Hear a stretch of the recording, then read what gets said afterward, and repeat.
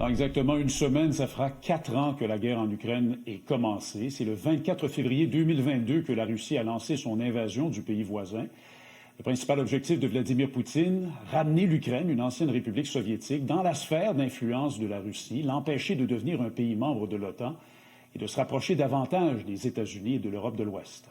Le président russe a aussi justifié sa guerre en Ukraine en disant que l'Ukraine fait historiquement partie de la Russie.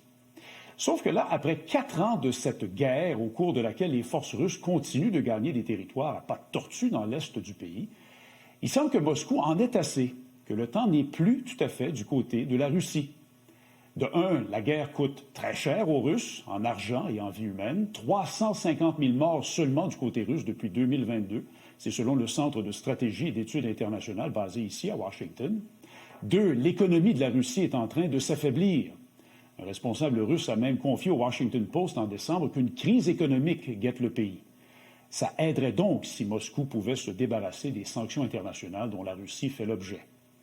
3. Le Kremlin voit sa fenêtre pour conclure une entente de paix favorable rétrécir en raison de l'approche des élections de mi-mandat aux États-Unis en novembre prochain. Élections qui pourraient changer la donne politique du côté de Washington. Si le Congrès passe sous le contrôle des démocrates, ça risque en effet de devenir plus difficile pour M. Trump de prendre certaines décisions. Et 4. Certains pensent que la Russie aimerait donner un trophée au président Trump à l'approche de ces élections de novembre. Ça lui permettrait de se vanter d'avoir arrêté une autre guerre, ce qui pourrait peut-être élever Vladimir Poutine dans les bonnes grâces du président américain.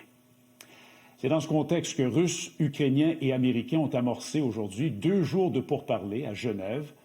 Les 2 récentes rencontres n'ont pas débouché et les discussions d'aujourd'hui, qui ont duré 6 heures, ont été qualifiées de très tendues par un responsable qui s'est confié aux journalistes sur place. Les pourparlers doivent reprendre demain. Hier soir, à bord de l'Air Force One, M. Trump a dit que les négociations à Genève seront très faciles pourtant, parce que, selon lui, Moscou veut vraiment arrêter la guerre.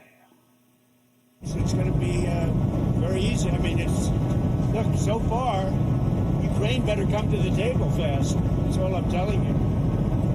We are in a position. We want them to come in. Vendredi dernier, M. Trump avait aussi appelé le président ukrainien à se bouger en disant que la Russie veut conclure un accord. Ce sont des propos plutôt particuliers quand on sait que Volodymyr Zelensky a acquiescé à énormément de demandes américaines ces derniers mois. Cessez-le-feu, exploitation des ressources ukrainiennes par les États-Unis. Il a même accepté de tenir des élections en temps de guerre. Pendant ce temps, la Russie a non seulement rejeté les demandes de cessez-le-feu, elle a accru ses opérations, notamment contre le réseau énergétique de l'Ukraine, ce qui provoque une crise pour des millions d'Ukrainiens privés de chauffage en plein hiver, alors que les températures tombent parfois en dessous des 20 degrés Celsius. Maintenant, les négociations à Genève risquent-elles vraiment de donner des résultats probants? Les attentes sont faibles, il faut le dire.